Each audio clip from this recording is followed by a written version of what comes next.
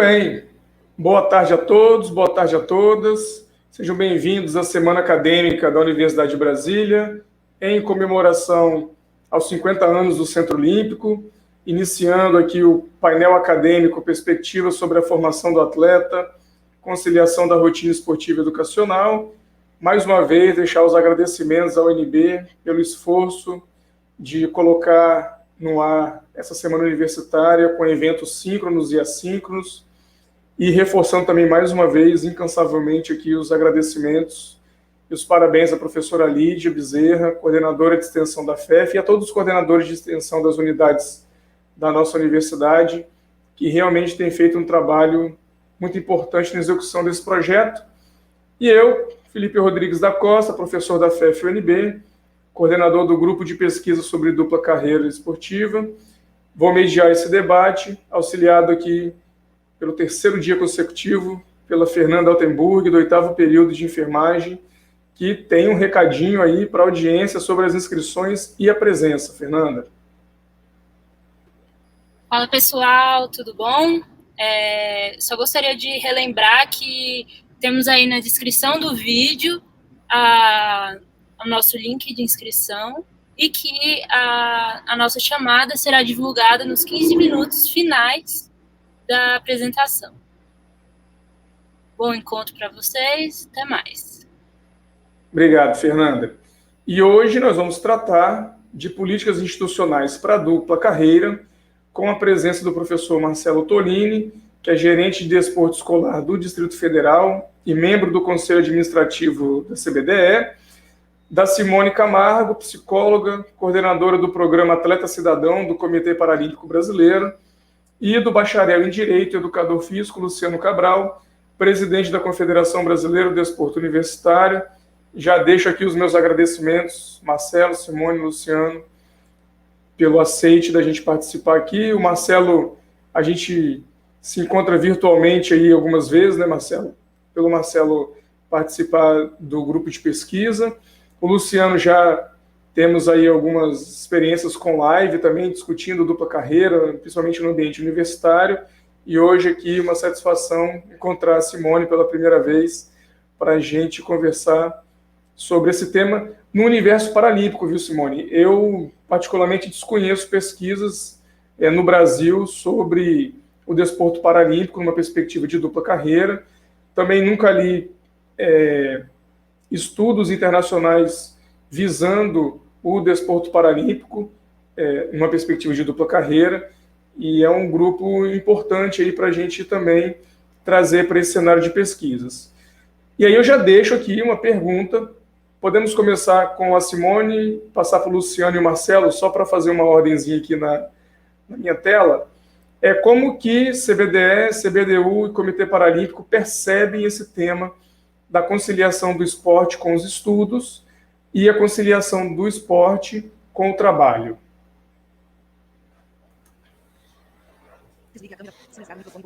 Boa tarde. Primeiramente, eu quero agradecer. Vocês me ouvem bem? Sim. Eu queria agradecer a oportunidade, o convite, de estar falando sobre essa temática que eu acho tão importante, tanto que o Comitê Paralímpico tem um programa, né, voltado para essa questão. Vou falar um pouquinho do programa, né, de como, enfim, e aí já vou respondendo a sua pergunta. O programa Atleta Cidadão, originariamente, ele nasceu com o nome de Transição de Carreira. E ele era voltado única e exclusivamente para os atletas que a gente chama de alto rendimento, ou os atletas que participam de competições internacionais e que têm no esporte, né, sua fonte primária de renda. E com o passar do tempo, nós fomos percebendo algumas questões. Primeiro, eu queria contextualizar um pouquinho o universo da pessoa com deficiência, né, do atleta paralímpico. O atleta paralímpico ele tem algumas peculiaridades, porque ele pode se transformar, ele pode nascer com uma deficiência, ele pode se transformar em atleta, o que normalmente não acontece logo na sua juventude, na escola, porque os atletas com deficiência, as pessoas com deficiência, normalmente elas são privadas, né, da prática da educação física. Isso tem mudado, mas ainda nós não podemos colher e contar estatisticamente com muitos frutos dessa mudança, né, ainda é recente. Então, o atleta ele vai entrar na prática esportiva e mais precisamente no alto rendimento ou no rendimento um pouco mais velho. Ele tem as questões já que são peculiares da própria deficiência, né, das barreiras de acessibilidade, tanto para a educação, que é o nosso tema aqui, como para o mercado de trabalho. E muitas vezes esse atleta ele vê no esporte uma perspectiva de possibilidade de futuro, de autonomia, de cidadania e etc. e tal. E nós vamos ter, isso eu falei das pessoas que já nascem com uma deficiência, nós vamos ter aquele grupo de pessoas que adquirem uma deficiência ao longo da vida. E essas pessoas também podem se transformar em atletas paralímpicos. E esses atletas, o esporte para o atleta paralímpico, ele é tão importante que a gente passou a considerar a importância de atender o atleta paralímpico desde o atleta que ingressa no nível regional até o atleta que alcança as competições internacionais, os níveis de disputa internacional. Por quê? Porque o Comitê Paralímpico ele abraça para si não só o papel do alto rendimento, né, do desenvolvimento do alto rendimento do atleta, mas ele tem uma função de inclusão social. Porque o esporte paralímpico ele é uma das maiores ferramentas para a inclusão social, né? É através do êxito dos atletas paralímpicos que muitas vezes a gente percebe as potencialidades da pessoa com deficiência, a gente transmite mensagens de inspiração através da prática do esporte por parte das pessoas com deficiência, mensagens de otimismo, de possibilidades. E nós temos a possibilidade, como eu falei, de transformar vidas a partir do momento que esse esporte ele passa a mexer com a confiança que essa pessoa vai ter nela e o seu entorno também vai passar a ter nela. Então, o atleta cidadão passou a atender pessoas desde o nível regional até o alto rendimento e nós entendemos que, além dessa questão da profissionalização, do incentivo, da necessidade do atleta perceber que é muito importante, se ele for um atleta de alto rendimento, que ele se prepare, que ele se capacite, porque a vida útil do atleta, enquanto alto rendimento, ela é curta, e também de você possibilitar que o atleta com deficiência ele adquira essa consciência social e de cidadania. Então, as nossas ações do Programa Atleta Cidadão não são somente para a formação em se tratando de uma carreira pós-parada da atividade esportiva, mas sim, a ideia é uma educação continuada através de palestras, de cursos, de parcerias, de diálogos, de debates, mas para que o atleta ele se transforme e seja ativo enquanto cidadão, desde o atleta do regional, que muitas vezes pode conciliar aí uma atividade profissional com o seu treinamento, por conta das exigências, por conta das estruturas e por conta das necessidades até mesmo financeiras, né? E esse atleta de alto rendimento que vive monetariamente, financeiramente falando do esporte. Então, a gente entende que todo esse universo de pessoas precisa ser contemplada pelas ações do programa. Espero ter respondido. Se não conseguir responder, fico à vontade para esclarecerem, e porque essa questão do universo paralímpico ela é muito ampla e às vezes muito distinta, né? Vocês conversavam, a gente conversava há pouco sobre o alto rendimento, e nós vamos observar muitas nuances no alto rendimento do esporte paralímpico, né? E então, além dessas que eu já trouxe aqui de características e da importância do esporte na vida do atleta paralímpico. Isso é muito interessante, porque o Comitê Paralímpico, pelo que você está dizendo, de quando que é esse programa, Simone? O programa Atleta Cidadão, ele começou a ser idealizado em 2013, começou a entrar em ação em 2015, e o programa tem passado por transformações, por adequações e por reformulações. Por quê? Como eu falei, ele teve uma ideia inicial de transição de carreira, um atendimento de um público mais elitizado, e com o decorrer, com o exercício do programa, a gente começa a perceber as necessidades de transformação. Então, ele está aí atuando desde 2015, mas vem passando por grandes transformações. Me parece, eu vou passar já para o Marcelo, mas me parece que o Comitê Paralímpico, porque o termo dupla carreira ele surge na Europa de maneira institucional em 2012, 2011, né? Vem aí numa perspectiva de 4, 5 anos de discussões sobre essa ideia da dupla carreira. Então, o Comitê Paralímpico vem numa iniciativa meio que junto com os europeus ali, né? Me parece que vão numa boa caminhada com respeito ao entendimento, porque não é só a transição para fora do esporte, é toda a caminhada do atleta enquanto esportista, né? Toda, porque a qualidade desse para fora do esporte vai depender de como esse atleta vai estar, né? E você não tem como estruturar essa pessoa para uma saída do esporte, até mesmo as questões relacionadas com parte, por exemplo, o atleta paralímpico, ele passa, muitas vezes, a ter um status sendo um atleta de alto rendimento,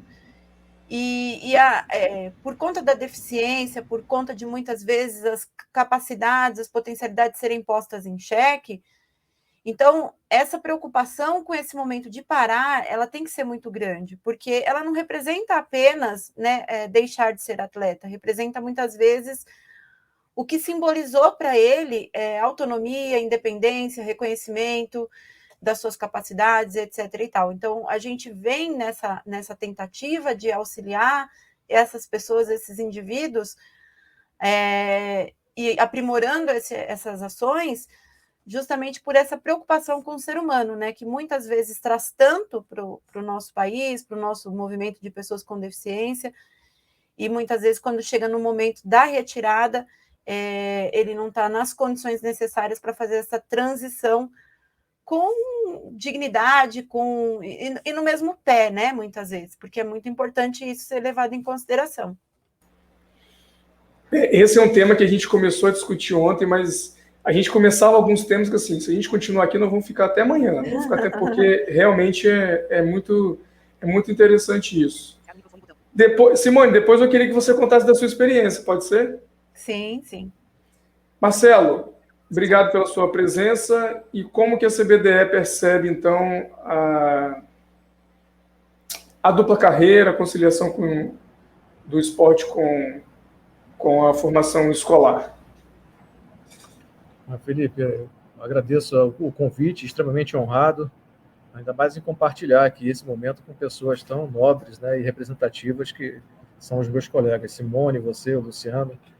Bom, a entidade que eu estou representando, ela cuida basicamente da manifestação esportiva educacional, né? Talvez a gente devesse depois, em algum outro momento, fazer as definições conceituais já definidas na legislação vigente, né? O artigo, melhor dizendo, né? A 9.615, que é a Lei Pelé, e a sua normatização, que é o Decreto 7.984, de 8 de abril de 2013.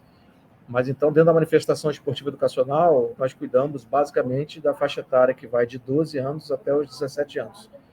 Né? O que nós prevemos como dupla carreira?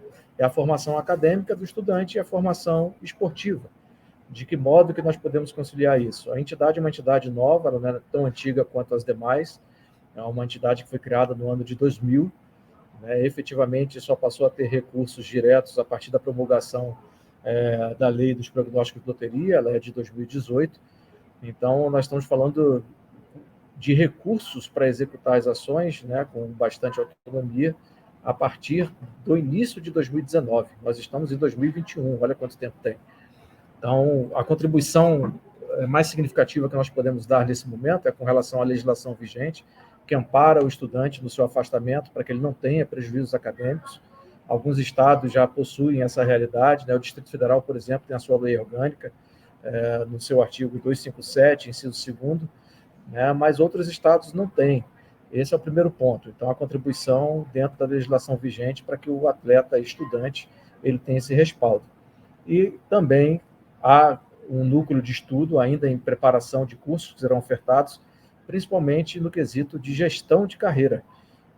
Um atleta que está iniciando, a faixa etária, como você pode perceber, é de um público que não tem ainda maturidade suficiente para ter a perfeita compreensão de tudo que o aguarda pela frente, qual é a dedicação que ele precisa ter, a atenção que ele precisa ter para ter uma carreira que permita chegar até o rendimento.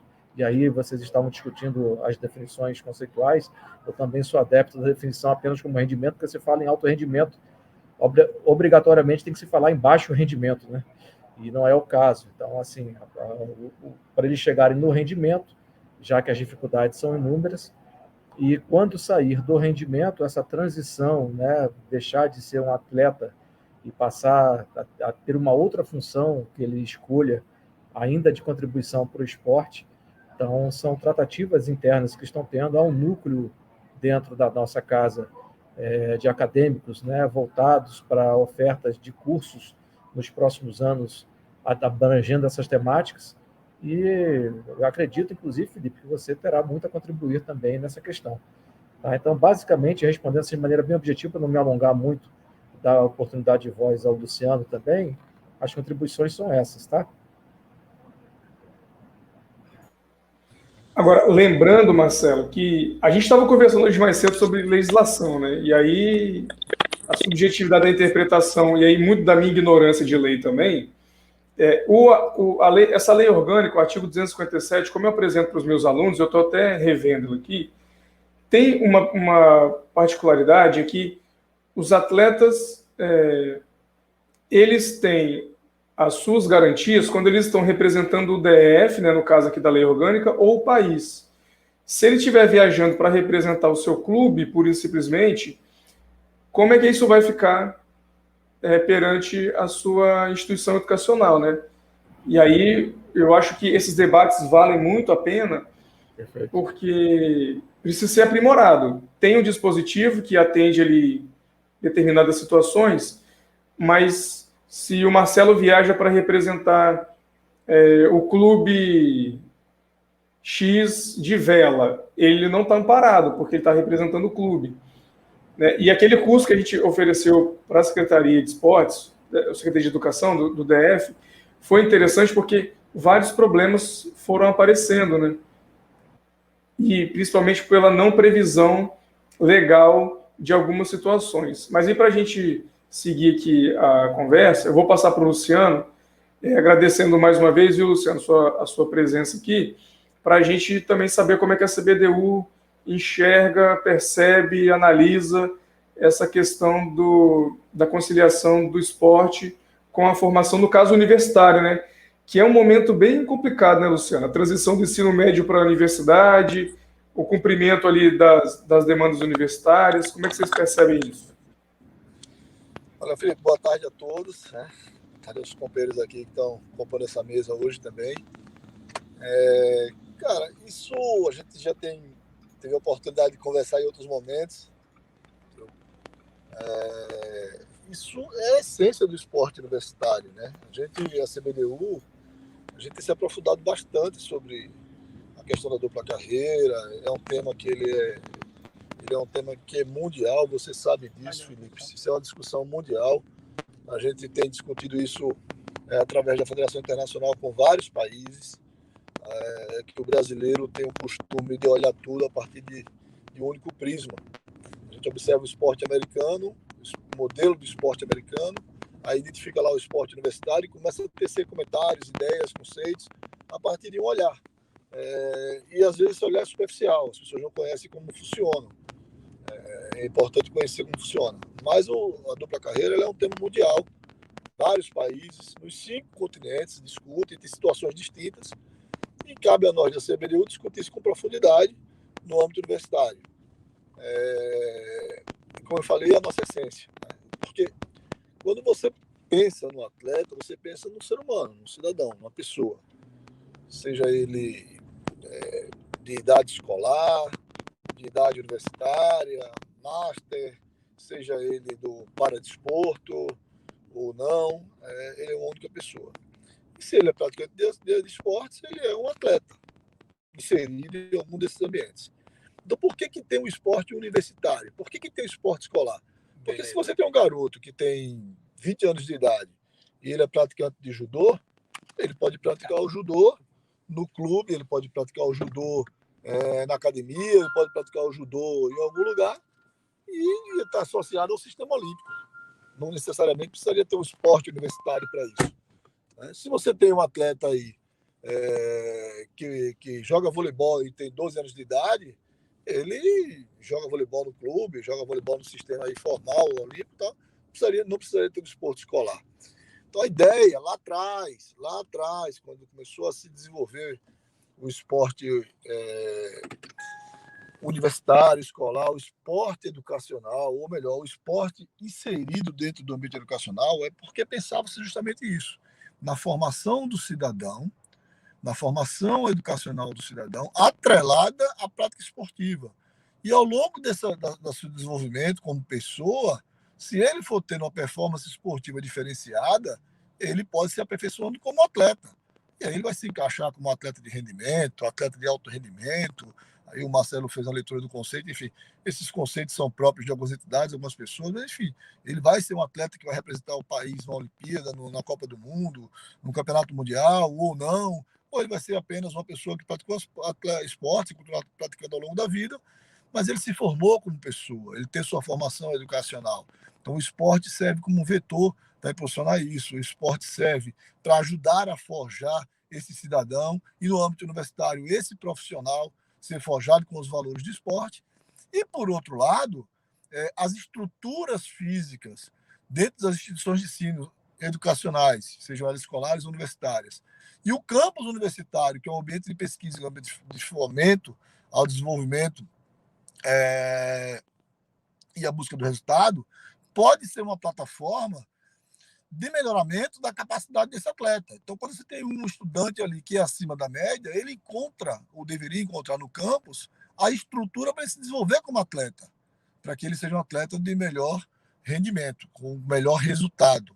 E, naturalmente, você já está tratando o pós-carreira, que é a transição. Então, a gente não consegue enxergar isso de maneira fatiada ou segmentada.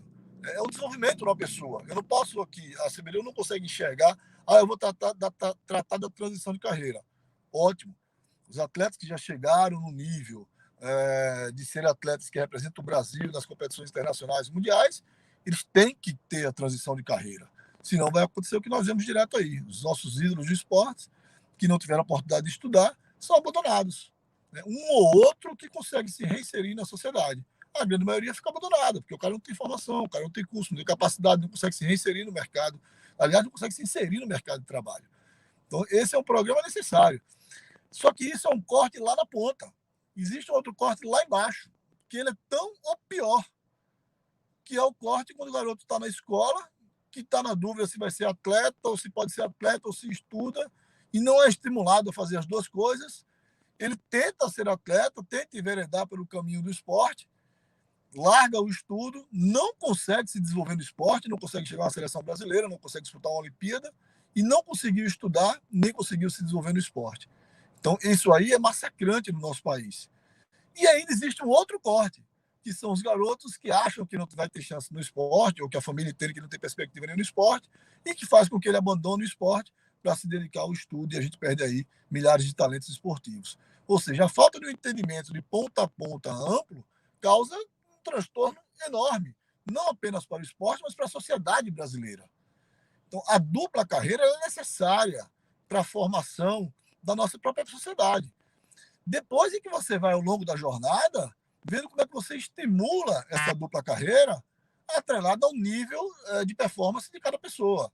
Um atleta que tem uma performance diferenciada, ele tem um papel nessa trajetória. Um atleta que tem performance regular, normal, ele tem um outro papel, ele é tratado de outra forma. Ou seja, mas o tratamento tem que existir para todos, oportunidades para todos. E você vai tratando ao longo da jornada. Porque a ideia do desporto inserido no ambiente educacional é formar o cidadão com os valores do esporte e proporcionar àqueles que têm performance diferenciada condições de se desenvolver esportivamente, mas também garantir sua formação educacional para que ele possa se inserir na sociedade em toda a sua trajetória. antes, durante e após a sua vida de atleta. Então, quando a CBDU pensa nisso, a gente, obviamente, busca N soluções, parcerias. A gente tem um ambiente de estudo aí que discute isso há muitos anos. Então, a gente já tem muitos anos mesmo aí que a CBDU criou o JUBES acadêmico para estimular a produção de conteúdo, de produção de conhecimento. A gente criou a Universidade CBDU com a plataforma de desenvolvimento de conteúdo, que você tem ali pesquisa, você tem estímulo à pesquisa, tem produção de conhecimento, a gente criou agora o IBDU, que é mais recente, que é o Instituto Brasileiro de Desenvolvimento do Esporte Universitário, que vai vir trazendo consigo um curso de formação e gestão, mas que traz embaixo desse guarda-chuva um olhar para o aluno, que é importante. Então, a gente está pensando em capacitar quem está na gestão para que ele tenha um olhar melhor para quem é o principal ator desse processo, né, que são os estudantes. Então, é difícil você dialogar pensando nos estudantes quando as pessoas que estão na gestão não entendem isso. Então, a gente falou, vamos capacitar os gestores para que eles comecem a perceber e dar valor ao estudante, que é o importante. Porque senão a gente continua no mesmo ciclo, né? Nós estamos aqui num ambiente com 5 pessoas que têm faixas etárias talvez parecidas aí, e você fala do esporte universitário, e todos viveram esporte universitário, e a gente é muito comum hoje debater, ou conversar, ou prospectar, ou conversar com alguém e falar, o esporte universitário é muito legal, mas ele não vê valor, ele não agrega valor, porque a experiência dele foi muito ruim. Então a gente tem que formar gerações para que quando elas alcancem as posições que nós estamos hoje, ele identifique que o esporte no âmbito educacional é fundamental para o desenvolvimento da sociedade. E é fundamental para o auxílio e desenvolvimento dos atletas. E aí esse cara, quando ocupar uma posição que ele tem poder de definir, ele vai definir favoravelmente ao esporte dentro do âmbito educacional, que vai desde a escola até o ensino superior. A gente trabalha com as perspectivas, por isso que os projetos que a CBDU constrói são sempre projetos de médio e longo prazo. A gente sempre fala, a gente está construindo, tentando consolidar esses projetos, ou pelo menos fincar esses projetos, para que outras gerações, outras gestões venham poder desenvolvê-los e outros na frente possam colher os frutos. Essa é a perspectiva da CBDU. O que me parece interessante aqui na fala de vocês é que o papel da CBDU me parece muito claro, o papel da CBDE, o papel do Comitê Paralímpico, como que vocês estão pensando isso, mas quando a gente fala dessa realidade massacrante, para usar o adjetivo do Luciano, que é a formação do atleta de rendimento, que ele precisa conciliar 5 horas de formação educacional com mais 6 horas de treinamento, aí perfazendo uma jornada de 11 horas para alguns atletas. E a gente fala de Estados Unidos, para pegar um gancho do que o Luciano falou, mas só para registrar aqui, né, Luciano, que a perspectiva de formação esportiva nos Estados Unidos é diferente do que é desenvolvido no Brasil. Então, para deixar isso claro, aqui no Brasil, a formação do atleta acontece nos clubes, muito dependente de recursos públicos, direto e indiretamente. E aí, o que fica aqui, então, a minha pergunta para vocês é a seguinte: qual seria, então, o papel das instituições educacionais? Porque eu acho que o primeiro passo de uma instituição educacional é reconhecer o atleta. Porque a figura do estudante atleta não existe. Ela não está prevista em lugar nenhum. Então, a gente tem um estudante com as suas previsões legais, o atleta com os seus dispositivos legais, mas quando a gente fala de estudante-atleta, essa figura não existe. E aí, qual seria o papel das instituições educacionais no atendimento do estudante-atleta, entendendo que o atleta de rendimento, ele vai ou priorizar o esporte, porque aquilo ali é uma vida que tem um prazo para encerrar, né? E aí eu tive uma conversa uma vez com um atleta de judô e ele falou assim: professor, a minha família me apoia, eu vou brigar por vaga olímpica em 2024. E eu perguntei para ele, se você tiver que largar a universidade nesse período, ele falou, eu vou largar, porque se eu não classificar para 2024, eu volto para a universidade meio que me espera, e o esporte não. E talvez isso, para a sociedade tradicional, de vislumbrar que ele é um estudante em primeiro lugar, seja um pouco difícil. E aí, qual é o papel da escola de perceber que esse adolescente, jovem adulto, ele vai se dedicar ao esporte? E que a educação precisa ser conciliada. e que talvez a escola tenha que se organizar. Claro que o clube também, em alguns momentos, aí tem um conceito de transição fluida, né? O momento que ele vai conseguir se dedicar mais à escola, o momento que ele vai conseguir se dedicar mais ao esporte, qual é o papel das instituições educacionais no atendimento do estudante atleta e se é possível aproximar clube e escola para um acordo, entendendo que normalmente quem faz esse acordo, quem faz essa conversa direta com os professores é o próprio atleta ou a própria família.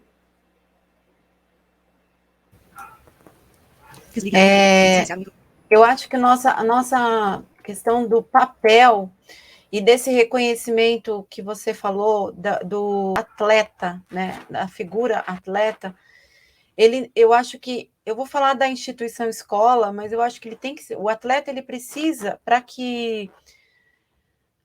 ele precisa ser reconhecido socialmente, em diversos aspectos, né, em diversas instâncias da sociedade.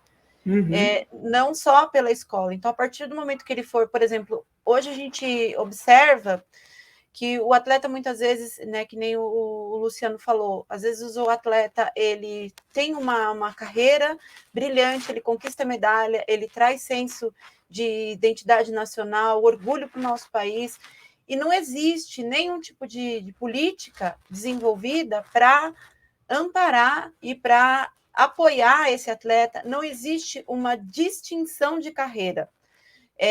Nós temos as distinções de carreira, por exemplo, de uma pessoa que tenha ela é exposta a riscos, né? Então ela tem uma diminuição no tempo de contribuição previdenciária, e aí ela pode, né, se aposentar lá com aquele X de contribuição previdenciária, etc. e tal. Entretanto, a carreira de atleta, ela tem peculiaridades que precisam ser reconhecidas pela nossa sociedade como um todo. E aí, a partir do momento que o nosso atleta foi reconhecido socialmente, enquanto, né, talvez uma profissão, porque muitas vezes a gente sabe que quando o atleta chega numa seleção, quando o atleta consegue uma medalha de ouro e ele aparece no jornal, a figura dele é uma, na família, na sociedade na qual ele está inserido. Só que quando o atleta está lá, iniciando a sua trajetória esportiva, tentando conseguir um espaço no seu clube, depois numa representatividade estadual, quiçá nacional, etc. Quando ele está lá no começo, vai estudar, menino. Isso não dá futuro, isso não leva a nada. Então, é o retrato da visão que a nossa sociedade tem. Então, tem que haver essa mudança. E a partir do momento que houver essa mudança, a gente vai poder cobrar das instituições de forma específica o reconhecimento dessa figura. Então, aí nós vamos poder pedir uma flexibilização na questão da carga horária, na forma de que nem vocês têm aí no DF, mas um reconhecimento e uma possibilidade de afastamento desse atleta para poder representar, porque como que você aceita que o atleta possa representar um estado, uma nação, se você não entende, né, se você não reconhece que para chegar à representatividade de um estado, de uma nação, primeiro ele tem que representar um clube, primeiro ele tem que defender um clube, senão como que ele vai aparecer, né? Então, quando a gente conseguir esse reconhecimento social, eu acho que a gente vai passar a ter essas especificidades educacionais atendidas, né? Essa flexibilização, um tempo maior, muitas vezes, para concretização do período acadêmico e outras adaptações que podem vir aí de encontro à necessidade que o atleta tenha de se desenvolver duplamente, né? A carreira esportiva e a carreira pós-carreira esportiva. Que não necessariamente, eu gostaria de destacar aqui, não necessariamente precisa ser uma formação acadêmica, né? Muitas vezes, esse atleta ele pode ser ter uma outra atividade que não necessariamente perpasse pela formação acadêmica, mas sempre ele vai ter que ter um preparo, né? Seja em qual âmbito de desenvolvimento do conhecimento for, mas ele vai ter que ter um preparo. E aí ele precisa ter essa flexibilidade para que ele consiga se preparar em simultâneo ao desenvolvimento da carreira esportiva dele. Isso que você falou, Simone, antes de passar para o Marcelo, é muito interessante sobre o reconhecimento, Porque, rapidinho, Marcelo, eu estava numa disciplina com os alunos e eu perguntei para eles assim, por que vocês acham que uma pessoa vira atleta? Aí muitos falaram assim, reconhecimento social, prestígio. Aí eu falei, me fala o nome do último campeão olímpico brasileiro de canoagem. Ninguém sabia. E aí, como é que é, pessoal? O reconhecimento. Vocês que são alunos de educação física, envolvidos com esporte, não sabem o nome, o que vocês acham que a população brasileira reconhece realmente a figura do atleta? Não é só glamour.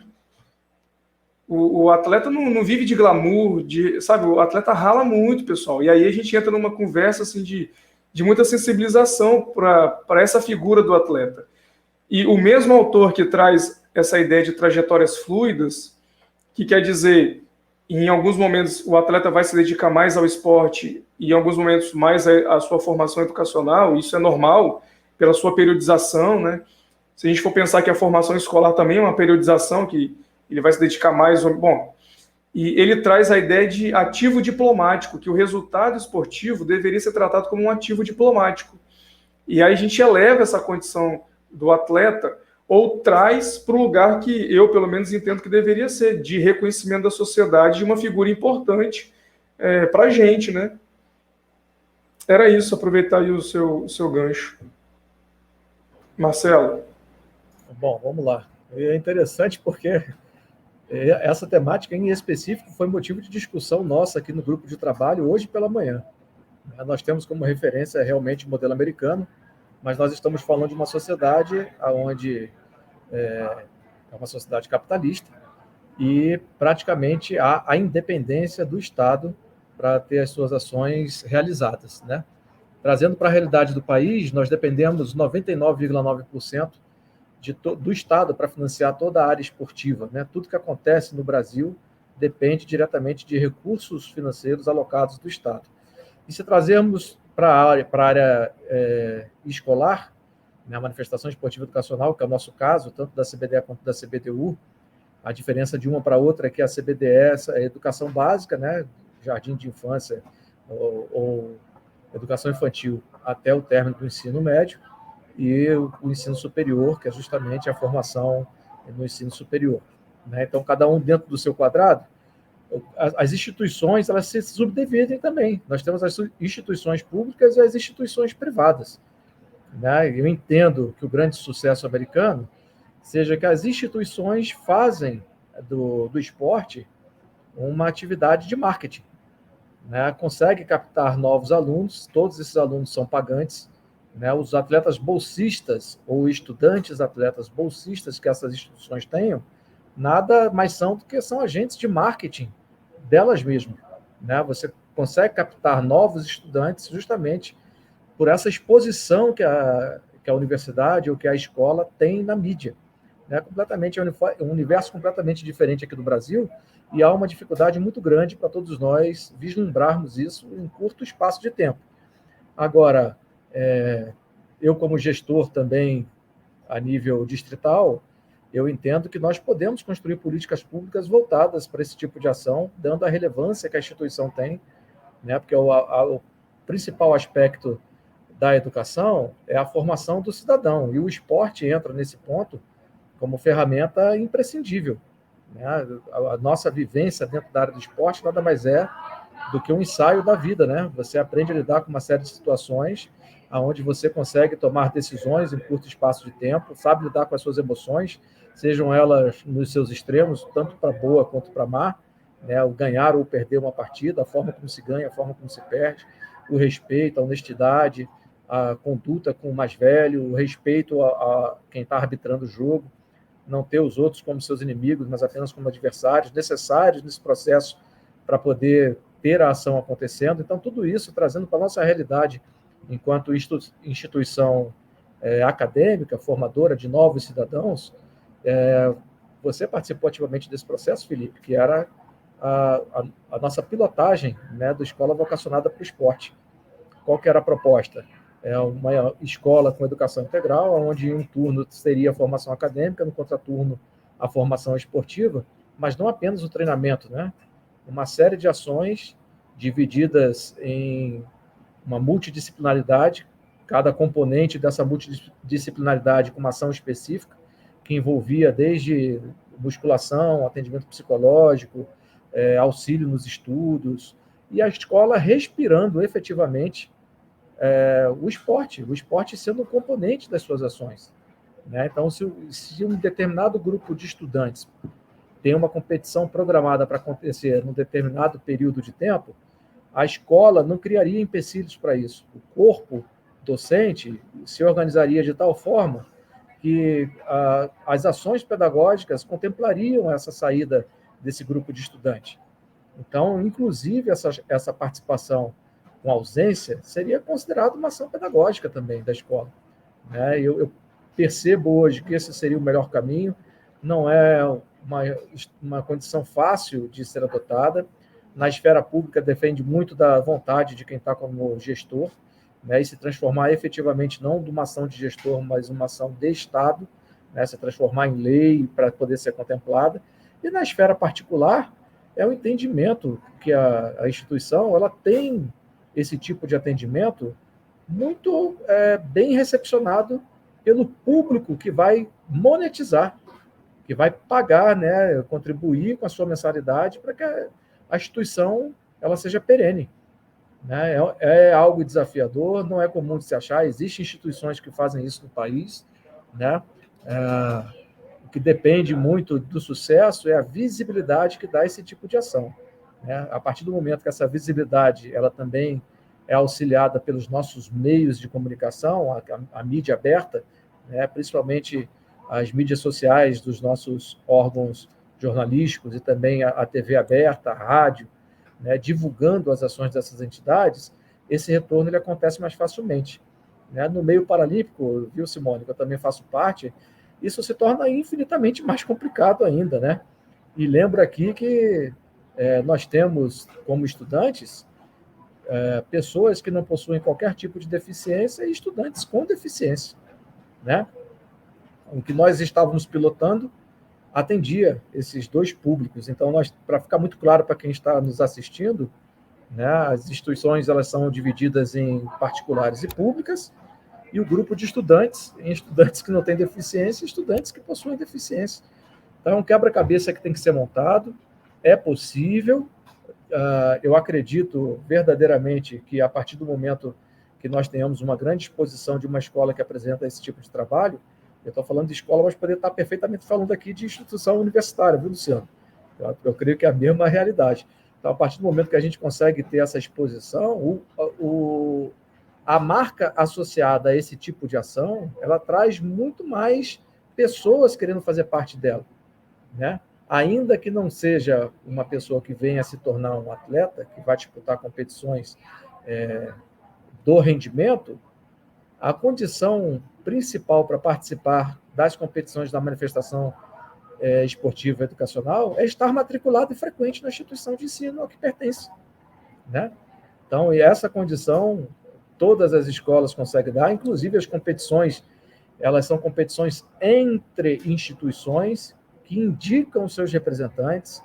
Vamos pegar um exemplo de uma escola pública aqui de Brasília. O 10009 da Ceilândia vai enfrentar o CEF 28 de Brasília, né? Então, essas escolas elas estão mandando os seus representantes naquela determinada modalidade, né? E esse confronto vai progredindo de acordo com o avançar da competição. E, no final das contas, se elenca a instituição campeã.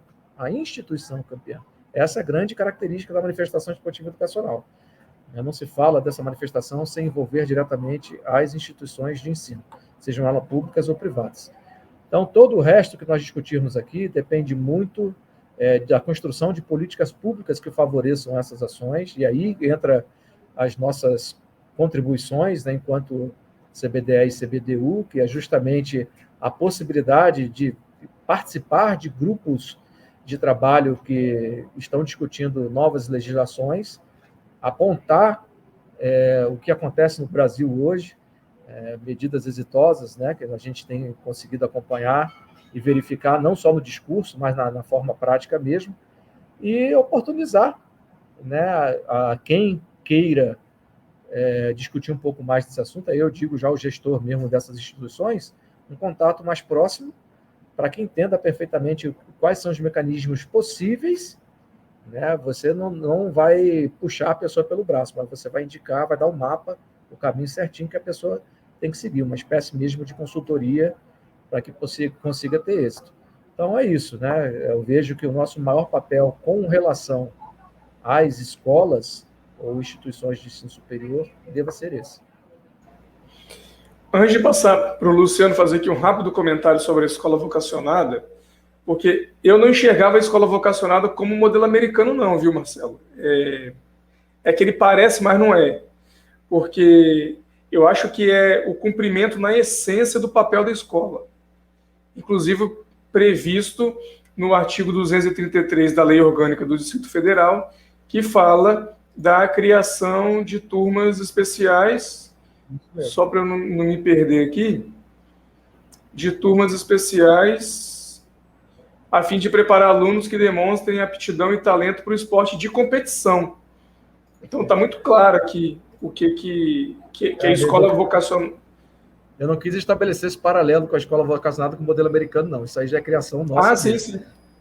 Mas o modelo americano, ele nos mostra que o sucesso que os Estados Unidos têm hoje é justamente por esse olhar especializado aí, identificando desde cedo o talento esportivo e dando condições para que ele evolua, né, na sua carreira acadêmica e esportiva, sem conflitos. Até porque você colocou bem aí da escola pública e privada, e a educação superior nos Estados Unidos ela é privada e é muito cara. E uma das formas de você acessar é sendo atleta. E aí, passando para o Luciano, a mesma questão do papel, de repente, da CBDU, e aí eu vou lançar mais uma questão, Luciano. Como é que você vê as universidades públicas nesse papel? A gente sempre chega nesse ponto, né? Porque eu vejo sempre a universidade pública, e aí eu estou fazendo meia-culpa, tá? Enquanto representante de uma universidade pública aqui, porque eu acho que a gente precisa ser mais proativo. A universidade pública precisa ser mais proativa nessa discussão da dupla carreira, se aproximar da CBDU também para dialogar sobre esse tema. Certo? Então, Felipe, eu sempre, quando eu participo dessas mesas, costumo sempre bater um papo com os outros participantes e dizer, olha, a gente tem assunto aqui, conteúdo para ficar conversando por no mínimo uns 2 anos. Vamos manter um grupo aqui, porque a discussão vem e fala, e no meio da fala tem um ponto ali que é importante, tem outro que acaba perdendo aqui, mas, assim, são assuntos que são importantes e que são fundamentais. Você, enquanto pesquisador, tem essa obrigação de provocar, de estimular, de buscar soluções, de propor, de instigar. A gente que está na gestão tem a obrigação de executar, colocar em prática as ações e busca de soluções. Se no meio do percurso estiver errado, corrige, volta atrás. Mas não dá para ficar... A gente não pode ficar no discurso. A gente tem que propor práticas e buscar soluções. Isso é curioso porque o Brasil é um país de quadros, são retratos. E aí cada autor, cada artista, ele imprime ali a sua impressão, a sua visão, e cada pessoa que observa faz uma leitura própria.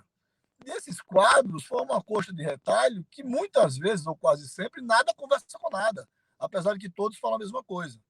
E esse é o nosso país. Então a gente fala assim, né, pegando no lado da tua primeira fala, não, mas o esporte no Brasil começa nos clubes.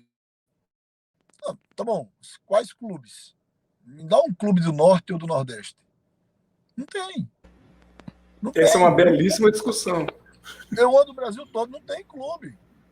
Não começa no clube. De fato, o contato da criança com o esporte começa na escola. Aí você vai para o nosso país. Como não existe uma coisa sistematizada, cada modalidade esportiva tem um caminho próprio. Se o cara é das artes marciais, ele vai para as academias, que não estão dentro dos clubes. São faixas pretas, professores, em muitos casos não são professores de educação física, são pessoas que ainda são faixas pretas daquela modalidade, que vai aperfeiçoando o atleta ali. E ele tem aquele tipo de formação. Mas o cara veio do surf, do skate, que está na moda. Não tem clube, não tem academia, não começou na escola. Ele começou ali, em algum ambiente ali social dele, praticar essas modalidades.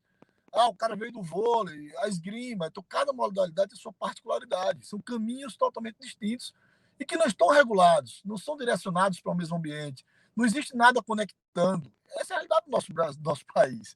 Então, quando a gente começa a falar pelas instituições, cada instituição, cada pessoa pinta um quadro, que é a sua realidade, mas não representa a realidade do país. Por isso que é muito necessário esse tipo de debate, é muito necessário o Congresso provocar isso. A gente tem provocado muito o Congresso, porque o Marcelo foi feliz, precisa legislar. Quando a gente tiver uma legislação sobre isso, pode não ser a melhor, pode não ser a mais moderna, a mais adequada, mas você passa a ter um norte. E aí as pessoas vão se incomodar e vão dizer, opa, isso aqui me atinge, é ruim, eu vou manifestar, isso é bom. E você começa ali a regular as coisas. Eu até ia fazer uma referência aqui. Eu estou no carro porque eu não consegui chegar em casa, que o trânsito aqui está um inferno, mas eu estou parado aqui, não estou dirigindo, eu estou parado aqui, carro estacionado. Por isso que eu estou sem cinto, o carro está parado. Estou até de frente para a parede aqui. Ó. Mas aí eu lembrei do cinto. Quando eu era jovem, a gente não usava cinto de segurança no Brasil. Todo mundo dirigia sem cinto, não era multado nem nada. Aí veio uma lei que colocou uma multa pesada, uma punição pesada, e o brasileiro foi educado a usar o cinto de segurança que protege a nossa vida. O nosso problema, ele é de educação, é um problema cultural. Como é que você veja assim, as grandes revoluções sociais dos países, e a gente tem do lado aqui o Chile, tem do lado aqui a Colômbia, a Coreia, vem da educação, que começa na educação básica. A população precisa ser educada. Quando a população é educada, que tem conhecimento e informação, ela começa a entender melhor o seu papel na sociedade e, naturalmente, a sociedade se desenvolve. Então, a gente precisa educar a nossa população. Educar a nossa população, a gente já eliminaria metade dos problemas que nós falamos aqui. Isso seria, hoje, por força de lei. Porque quando vai para a tua pergunta e fala qual é o papel da escola, aí você tem a escola privada, tem a escola pública, a escola, Marcelo, eu estou falando aqui também, a instituição de ensino educacional, seja superior ou ensino médio fundamental. Aí o interesse do reitor, é o interesse do diretor. Quando é na instituição privada, é o diretor financeiro que vai dizer se está bem, se está ruim, se tem interesse, se não tem. Não é um plano de marketing que resolve para todas as instituições, é uma ou outra que tem esse interesse. Não é um atleta, porque o cara tem instituições que dá bolsa para 10 atletas olímpicos, mas o cara já tem a medalha, ele deu bolsa para medalha, ele não deu bolsa para o cidadão, para ele se formar. Ele quer aquela medalha ali, não tem um projeto, não tem um programa que tenha começo, meio e fim, é uma ação pontual. Ou seja, é uma coxa de retalhos. Isso é muito complicado para o nosso país. Eu tive a oportunidade nos últimos anos de conhecer muito bem o modelo americano. É muito simples. Isso é muito simples. O governo fala o seguinte: eu quero ter o melhor cidadão. Então, vocês gostam do esporte, né? O esporte aqui é uma coisa que você abre qualquer site de qualquer universidade americana, 80% da página inicial fala mais de esporte. É uma paixão. Então, primeiro, uma coisa que chama-se paixão. O marketing desenvolveu uma coisa de paixão. O cara, você nem casou, já pensa em casar, ter um filho para estudar naquela universidade. Você é fã, você é apaixonado. Dali por diante, o governo fala, agora pronto, todo mundo para ser atleta tem que estudar. Então ele resolveu um problema social, todo mundo estuda. E aí os universidades falam, poxa, mas eu vou ter que apoiar isso aí, se eu sou privada? Não, eu tenho um incentivo fiscal para isso. Elas são incentivadas, são estimuladas, existe um incentivo. Existe uma troca ali também, além do ganho que ela tem com o marketing. Ou seja, existe um arranjo ali entre governo, instituições e o desenvolvimento social do país que suporta essa ação, que é o que a gente tem provocado no nosso país. Porque a gente debate muito com as escolas. Né? A gente, quando foi discutir com as escolas privadas, universidades privadas, muitas disseram, mas eu tenho um campo que é um prédio vertical no centro da capital e lá eu não consigo montar mais de um ginásio. Não consegue, não consigo. Tá bom, mas do lado da tua instituição tem um clube falido com quadra, piscina, que você pode ser parceiro desse clube. Por que você não bota lá? Porque o aluno tem que ter a oferta da atividade física, o direito de praticar. Quando a gente conversa, Felipe, o teu estudo, eu percebo que ele está muito focado no atleta de rendimento. Atleta de rendimento. A gente faz uma leitura seguinte, esse é muito importante, mas para a gente, todos são atletas e todos precisam ter essa atenção. Olha uma coisa interessante, vou te dar alguns números. Dos Jogos do Rio, 53% daquelas medalhas foram atletas que passaram pelo ciclo da CBDU. A gente vê no processo ali de preparação dos Jogos Olímpicos, a gente fez um acordo com várias confederações e universidades. Olha, vamos buscar a bolsa para esses caras, é importante, mas é importante que tenha um compromisso do técnico. para que esses caras não se matriculem para jogar uma universidade, e a universidade seja de preparação para jogar o Rio, ele não estude. Ele tem que estudar. Então, algumas comissões técnicas se envolveram no projeto, os alunos a gente acompanhou, estudaram, formaram, não vou aqui estar citando nomes, mas muitos formaram, têm sua profissão, hoje viraram amigos, assim, são gratos a isso, e tiveram resultado na Olimpíada do Rio. Estou falando das medalhas, fora os que não tiveram medalha. Então, a gente tinha essa referência. Isso é um processo muito importante. Por outro lado, nesse meio de caminho, o calendário da CBDU se fortaleceu. Então, em 2019, por exemplo, a gente teve 16.300 bolsas, mais ou menos, que foram ofertadas em todo o Brasil, nas instituições privadas, por conta do calendário da CBDU. Ou seja, são 16.300 pessoas que tiveram a oportunidade de estudar porque tem um calendário esportivo. Desses 16 mil, talvez 4 ou 5 tenham chegado à Olimpíada. Né? Os outros 16.296, 98, foram atletas aí que, como a gente classifica aqui, de participação, de rendimento, não do alto rendimento, mas são pessoas que são atletas no seu nível. E por ser atleta, eles têm uma bolsa que é relevante. O que é uma bolsa relevante? Uma bolsa de no mínimo 50% de desconto, de 50% a 100%. E que eles só estudaram porque tem essa bolsa, porque não tem condições. Porque a gente vai lá atrás, Felipe, eu acho que eu te falei isso mais uma vez, e vê um outro problema do nosso país.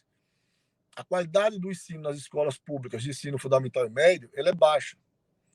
Então, ela aprova pouco no processo seletivo para as universidades públicas. Os garotos que têm uma qualidade de ensino melhor no ensino fundamental e médio vêm das escolas privadas. Naturalmente, o poder aquisitivo melhor. Eles aprovam nas públicas. O garoto que vem da escola pública, ele vai ter que se virar para trabalhar e estudar para poder pagar a faculdade privada. A gente tem uma inversão aí, tem um X aí da qualidade de ensino que ela já é ruim no ensino fundamental nas escolas públicas. Isso traz um desajuste social tremendo. E aí as cotas aliviam isso, mas não resolvem o problema como um todo. Então, é preciso olhar todos esses quadros para que a gente busque soluções. Eu sou muito adepto, e você sabe bem disso, a CBDU tem lutado muito por isso. A gente tem brigado para que todas as instituições, aí a gente briga pelo nosso ambiente, de ensino superior no Brasil, públicas e privadas, sejam obrigadas a ofertar atividades esportivas proporcional ao número de matrículas. Eu tenho uma faculdade com 100 alunos, então eu posso botar um clube de xadrez, um dojo. Eu tenho uma instituição de ensino superior, um centro universitário com 20 mil alunos. Então tem que ter pista, tem que ter campo, tem que ter piscina. Não consigo edificar, faço parceria com o clube, mas a oferta tem que existir. E ali o esporte vai se manifestar em todos os níveis. E também a gente tem trabalhado, e eu acho que você tem acompanhado isso, num documento que é o Estatuto do Desporto, que reconhece a atividade de atleta para os estudantes matriculados no ensino superior e dá a eles condições especiais dependendo do seu nível técnico. Então, como a Simone falou, o atleta foi para a Olimpíada, ele pode ser dispensado, mas para chegar lá, ele primeiro teve que jogar fases anteriores, níveis anteriores. Então, o atleta agora vai para o JUBES, vai ser reprovado por falta porque vai para o JUBES? Não, ele tem que ser dispensado das faltas.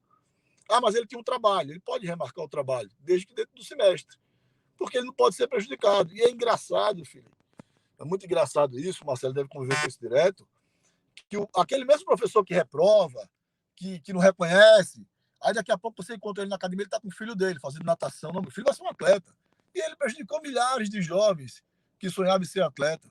E ele prejudicou. Né? Depois a gente entra em outra discussão, que é o papel das universidades públicas, que a gente precisa dialogar mais. Nós vamos ter os jogos universitários em Brasília, faltam 10 dias.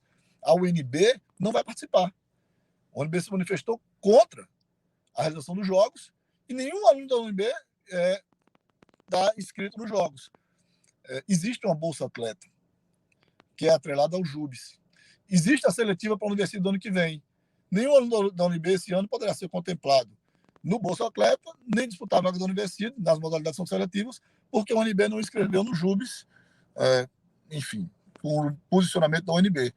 Então, o nosso país é um país que eu tenho isso muito claro, um país de quadros, de retratos, e que só uma legislação inicial, pelo menos, assim, mais forte, vai jogar tudo isso num espaço só, num ambiente só, e vai obrigar cada ator a se manifestar, nem que seja por incômodo. Aí as pessoas vão se manifestar, e aí, com o tempo, a gente vai construindo, talvez, soluções que sejam realmente aplicáveis e justas para a nossa sociedade. Eu vou pegar esse último comentário sobre solução, execução e aplicabilidade, né? Eu concordo plenamente. A gente tem que propor soluções e essas soluções têm que ser execuíveis, né? Porque não adianta a gente pode pegar a Lei Pelé hoje, tem dispositivos legais lá que não se aplicam. Eles não se aplicam, entendeu? Porque está voltado para o futebol e o que eles determinam de teto de treinamento para as modalidades de 4 ou 5 horas e só vale para o futebol. O futebol não atinge essa carga horária de treinamento. Então, se há uma preocupação com o número de horas diárias treinadas, tem que ser das outras modalidades, não do futebol. Concordo com você, e aí cabe uma reflexão sobre esse modelo clubístico estabelecido no Brasil, talvez refletindo aqui rapidamente sobre essa formação esportiva para o rendimento. Ela não acontece na escola, ela pode acontecer em academias, pode acontecer em outros espaços, mas na escola isso aí não acontece. Aí, Luciano, você toca num assunto que renderia mais 2 horas de conversa aqui, que a dupla carreira, ela trata do atleta de rendimento. Quando eu falo de programa de acompanhamento para o atleta, quando a gente discute acesso às universidades, a gente está fazendo isso no NB, eu espero te ligar no próximo mês para a gente fazer uma outra conversa. E eu acho que a gente está fazendo coisas parecidas com essa carta do desporto universitário que você está fazendo, que são a política institucional da universidade para o atleta de alto rendimento, e no caso da UNB. E quando a gente fala de dupla carreira, é o atleta de rendimento, porque ele tem a sua rotina tensionada. O sujeito que vai participar de jogos universitários e que participa do desporto oferecido pela própria instituição, e ele treina 4, 6 horas por semana, ele não tem sua rotina tensionada. Ele consegue conciliar, mas ele merece alguma atenção da universidade. Isso a gente tem acordo. Concordo plenamente, porque o estudante universitário hoje viaja com o financiamento da universidade e não tem nenhum argumento da própria instituição de que, se ele tiver prova, ele tem o direito de fazer essa prova e de entregar o trabalho. Isso aí eu estou de pleno acordo com você, porque a gente vive isso na instituição. Certo?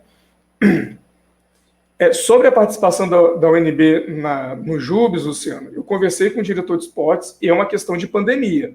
Não é uma briga política contrária ou a favor dos jogos universitários, porque a UNB sempre participou, inclusive do JUBES acadêmico, mas é uma questão que a sociedade hoje vem passando e da instabilidade do que está acontecendo, né? E o Bolsa Atleta da UNB, Luciano, não está vinculado à participação em JUBES, não. São outros critérios que são estabelecidos para o atleta da universidade. Nossa, Bolsa Atleta Federal. Existe uma Bolsa Universitária, no programa Bolsa Atleta Universitário, que o evento que atribui a Bolsa Atleta são os Jogos Universitários Brasileiros, são os JUBES. Os atletas que pleiteiam a categoria universitária do Bolsa Atleta são os atletas que saem do JUBES. É porque a UNB também tem um Bolsa Atleta, e aí para mim ficou meio confuso, mas só para esclarecer o posicionamento da UNB, que é com relação à pandemia. E eu também estou aqui para de discussão, Felipe, porque aí exatamente. Você sabe, Brasília está tudo funcionando, nós temos um decreto, a gente fala muito de liberdade de expressão, democracia, o aluno quer participar, ele é adulto, assume a responsabilidade, ele está treinando, ele está indo para a academia, ele está na quadra, ele está jogando, ele só não vai jogar o JUBES. Às vezes ele está no shopping, que o shopping está aberto as casas de show, está aberto os bares, está aberto os restaurantes. Então, é uma discussão. Sim. Eu não entro nessa discussão porque, das vezes que eu tentei entrar, ela entrou para o lado político, e a gente faz esporte. Então, a CBDU não faz leitura política, a CBDU promove esporte. Então, a gente não entra nessa discussão. A gente não concorda que seja uma questão de pandemia plena, pelo momento que a gente está vivendo, que não tem mais essa restrição, então está em lockdown. Né? O aluno é o aluno, é o mesmo aluno. O mesmo aluno que não vai poder jogar na quadra é o aluno que está em Brasília, no shopping, no bar, no restaurante, na academia, em todo o ambiente. Ele só não vai estar jogando numa competição que, inclusive, tem um forte controle sanitário.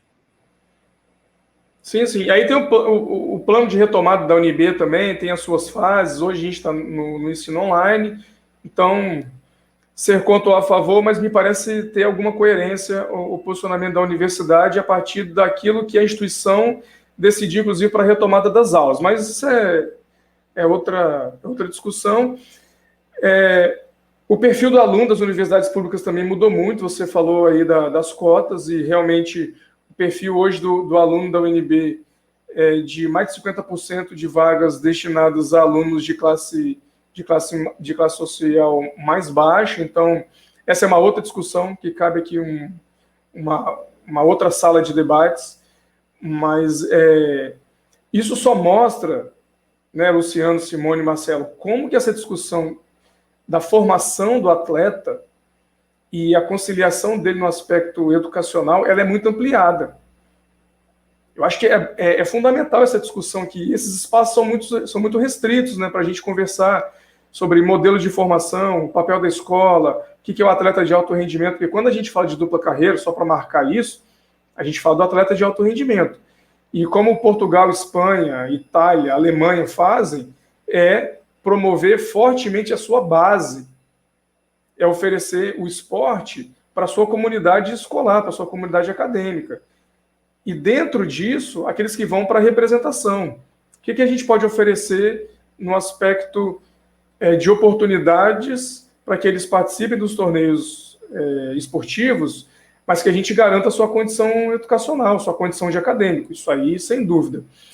E aí, caminhando para o final, eu queria fazer mais uma rodada aqui, começando com a Simone, para que ela possa colocar aí como é que foi a sua própria experiência nessa conciliação das suas tarefas, né, da sua formação no esporte, como psicóloga, como que isso acontece. E depois, Marcelo, Luciano também foi atleta, né, Luciano, de judô. Luciano também foi atleta de judô, não sei se o Marcelo chegou a participar de competições, mas como que a gente pode, então, caminhar para propostas, nem que seja, vamos discutir isso numa audiência pública, vamos fazer mais um encontro ou vários encontros, mas como é que vocês percebem algumas possibilidades para a gente trazer concretude a essa nossa discussão sobre a formação do esporte? A Simone caiu. Vou passar para o Marcelo, então, depois a gente volta para a Simone. Eu acho que a Simone deve ter acabado a bateria do celular dela, né? Então, pode ser. Isso a gente falou um pouquinho no bloco anterior, né, da rodada de perguntas que você fez. Eu acho que nós somos consultados de maneira constante. O Luciano está virando um cidadão brasiliense, né, de tanto que vem aqui, né, Luciano, participar de discussões a nível de plenário, justamente apresentando a realidade que nós temos evidenciado, realidades exitosas. Um exemplo muito claro é justamente esse que você citou. Nós temos uma lei orgânica que contempla, né, o afastamento do estudante, mas ainda assim não é na sua integralidade, né, caso seja um estudante que vai numa competição que é importante para a sua associação, né, vou pegar o exemplo do Luciano como atleta de judô, vai competir representando o dojo do qual ele treinava, ele não tem essa garantia de liberação, né? Então, de que forma que poderia isso ser construído? Quantas, se fosse o caso, né, um servidor público ou estudante, quantos afastamentos poderia ter, né? Porque também a outra discussão é essa do servidor, que o estudante é contemplado, mas o professor que acompanha esse estudante, ele não tem nenhum amparo, né? O professor que vai como técnico. Um exemplo muito interessante que eu tenho para dar aqui para vocês é o seguinte: eu, com uma convocação oficial feita do Ministério da Cidadania, acompanhando o que é preconizado na Lei Pelé, né? E simplesmente o meu governo local disse o seguinte: não vai. Não, mas espera aí, tem uma convocação oficial de nível federal. Não, nível federal é uma coisa, você é nível distrital. Você não vai. E eu tive que acatar, não vou. Eu ainda entrei com mandato de segurança, foi o juiz que o avaliou indeferiu, pedi revisão, né, para o desembargador platonista, o desembargador acompanhou o voto do juiz relator, indeferiu.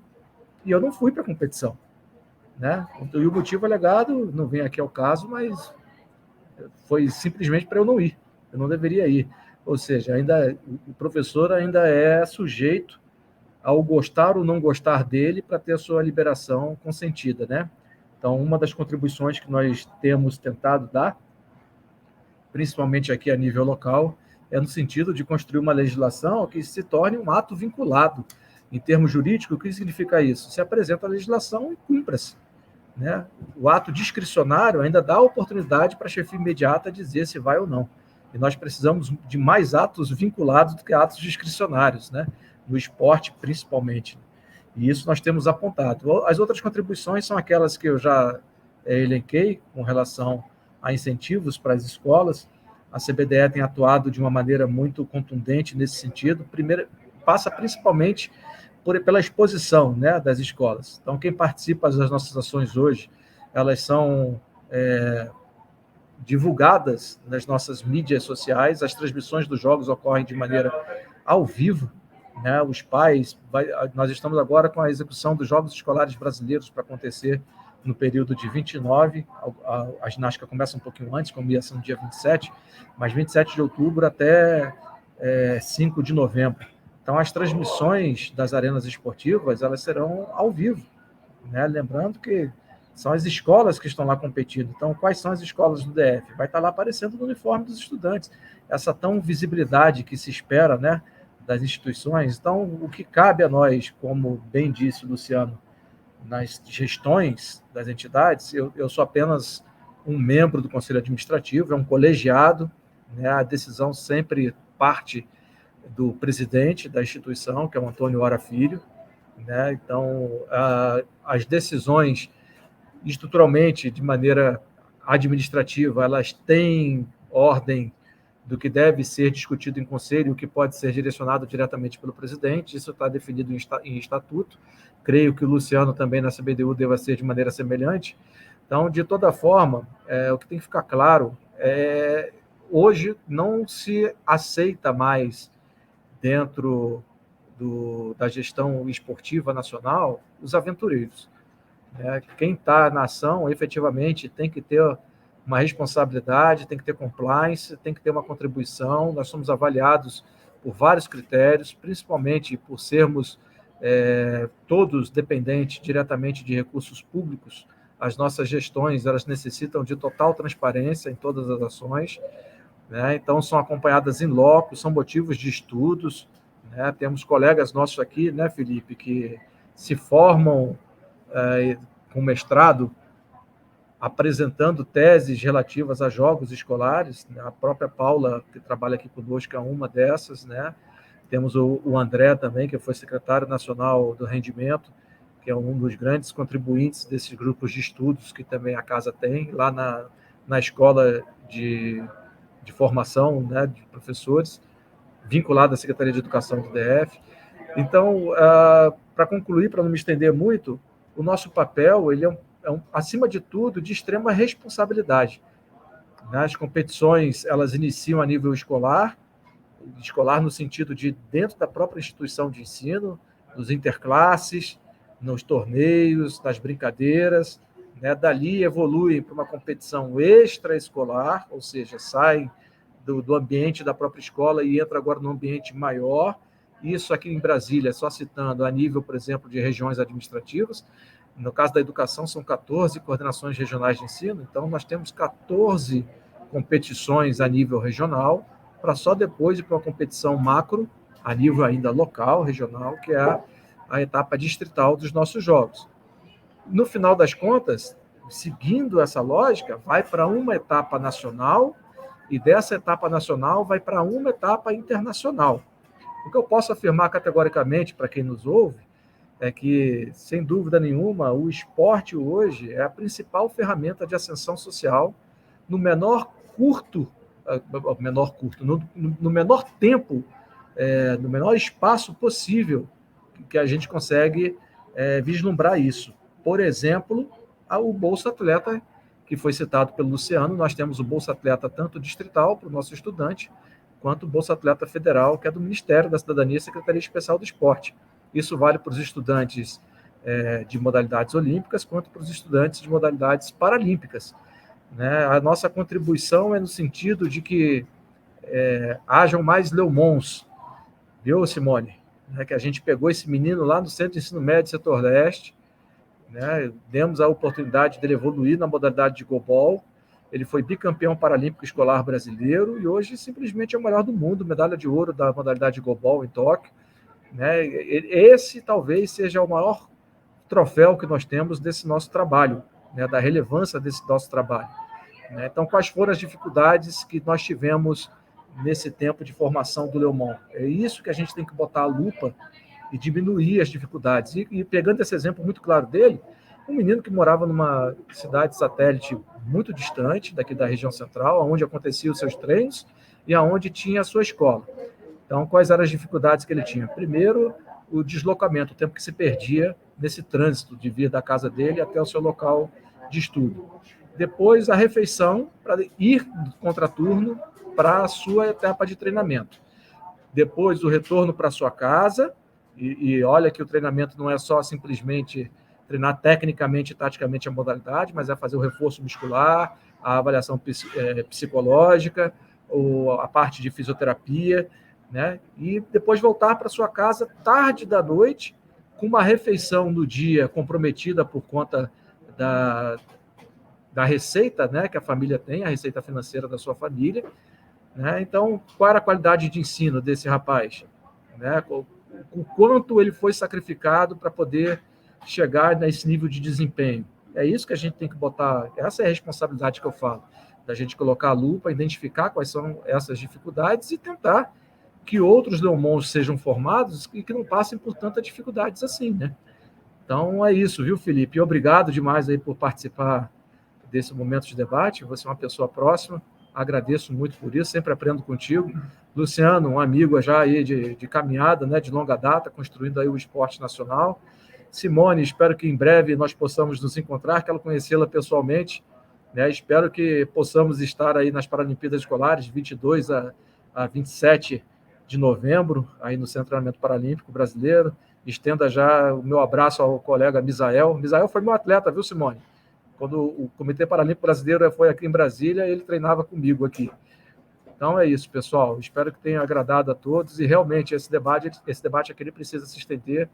Tem muitas contribuições. O grupo de trabalho que nós possuímos hoje aqui, cada um contribui significativamente para essa discussão.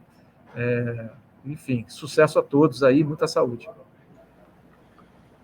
Obrigado, Marcelo. Sempre uma satisfação poder conversar com você. Realmente você qualifica muito a nossa discussão.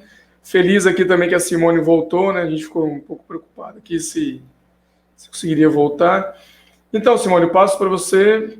Simone, que foi atleta de goalball, campeã para-pan-americana em 2015, né? Em Toronto.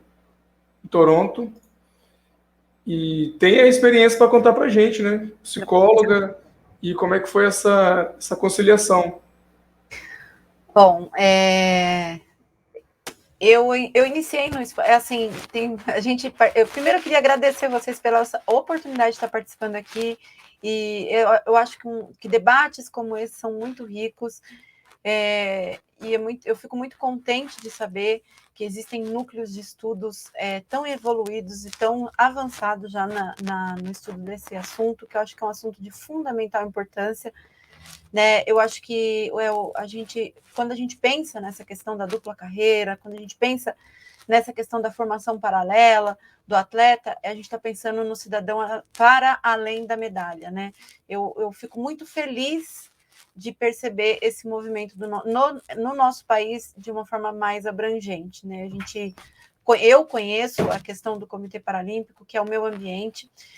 Eu participei de competições a nível de seleção até 2019, mas eu iniciei no esporte há muito tempo. Então, eu tive se é que eu posso dizer assim, eu tive uma jornada tripla, porque além, né, de conciliar a questão dos treinos, a questão da minha formação, eu ainda tive que encontrar um trabalho, porque quando eu iniciei no esporte, a gente não tinha a possibilidade de viver, né, financeiramente do esporte. Eu iniciei em 1994 e nós fomos, eu acho que o grande avanço, né, no nosso esporte nacional um dos grandes avanços, né, que eu acho que foram alguns, mas um deles foi o Bolsa Atleta, foi instituído só em 2005, e aí eu já vinha em um momento da minha carreira no qual você fica pensando, e aí, né, como é que eu faço? Eu já era funcionária pública na época, e aí?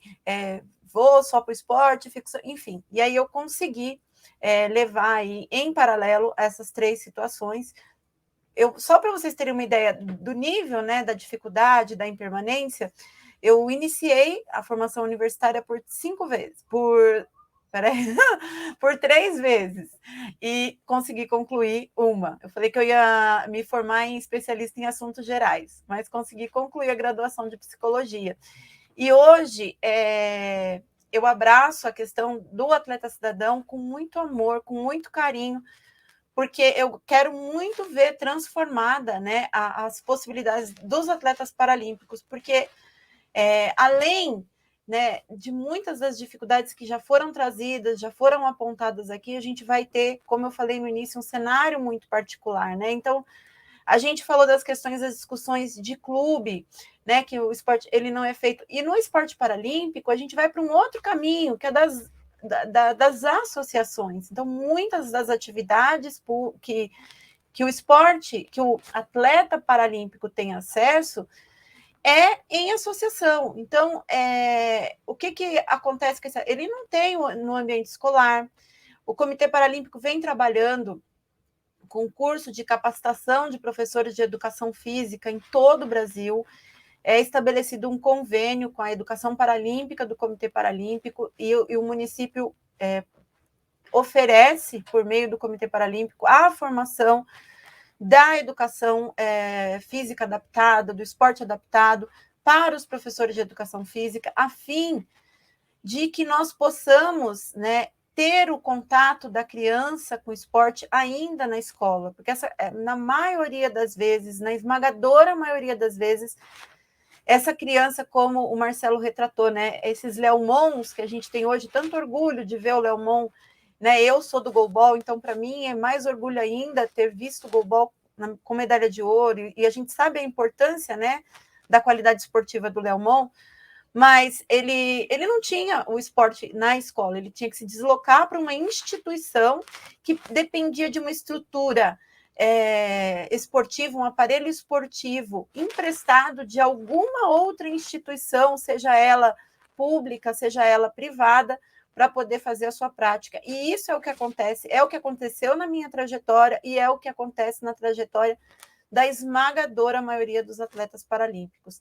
Então, quando eu falo do reconhecimento da figura do atleta, não é só o reconhecimento de visibilidade, mas é o reconhecimento social mesmo, sabe, da presença na sociedade dessas pessoas, sejam elas atletas paralímpicos e sejam elas atletas, né, que não tenham deficiência. Mas é o reconhecimento. E a partir daí, abraçando o que o Luciano destacou, o Marcelo, a questão da legislação. Né? Eu achei muito, muito feliz, fiquei muito feliz com a fala do Luciano. A partir do momento que nós formos tendo as legislações, sejam elas as ideais ou não, os organismos, as instituições, elas vão começar a se sentir afetadas por aquilo e a discussão vai surgir. E aí a discussão vai trazer o crescimento e o desenvolvimento. E em breve, se Deus quiser, muito em breve, nós vamos ver um modelo de formação paralela com a prática de atividade esportiva, seja ela, né, de altíssimo rendimento, de alto rendimento ou de rendimento, ou mesmo seja ela para aquela pessoa que, antes de saber se ela vai ser de rendimento, de alto rendimento e qualquer que seja o conceito, ela tem que ter a possibilidade de testar, de praticar, de fazer. E aí depois ela define qual caminho que ela quer fazer, né? Sem ter que escolher entre escola ou esporte. Então, a minha trajetória, ela foi assim. Hoje, eu saí, graças a essa formação que eu consegui conquistar aí ao longo da minha carreira esportiva. Hoje eu tenho condição de estar atuando no Atleta Cidadão e estar trabalhando para que pessoas tenham, né, uma situação diferente e melhor, né, e mais estruturada para cumprir esse caminho e conseguir fazer essa mudança de barco, se for uma mudança de barco, ou essa transição entre dois barcos de uma forma mais harmônica. E é exatamente isso que trata a dupla carreira, né?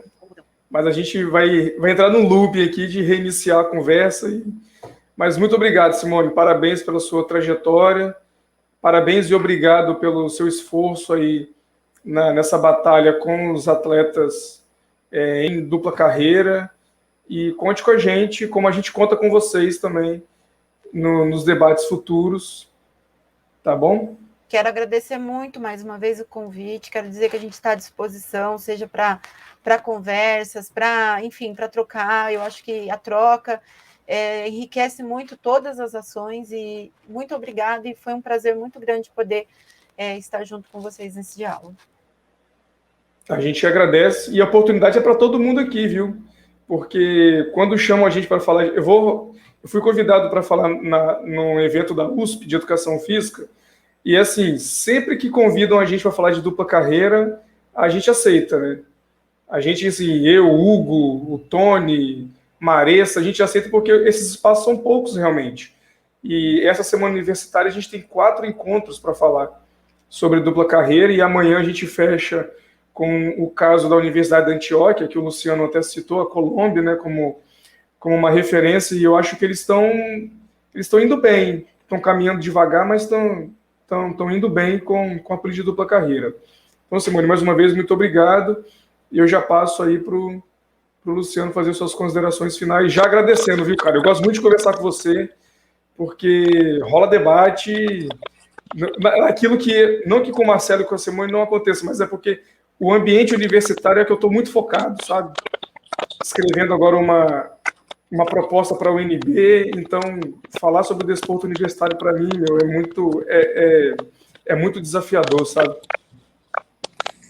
A gente tem que aproveitar aí, Felipe, já pegando o seu gancho aí, encontrar aí em Brasília, tirar umas tardes para bater o papo. Eu gosto muito de conversar com você, não só com você, e sempre que sou convidado a esses debates, assim, todo mundo que participa ou assiste alguma live que eu participo, ou presencial, sabe que eu sou provocador, mas é o ímpeto de professor, porque se você não trouxer os temas polêmicos, não levantar as questões, as pessoas às vezes querem ali ter uma posição mais centrada, ficar ali na posição mais confortável, e não é isso que a gente precisa provocar as discussões, enfim, até para rever o que está certo, o que está errado, enfim, cara, é o nosso papel, é buscar soluções, fazer as coisas, botar para andar, não dá para ficar.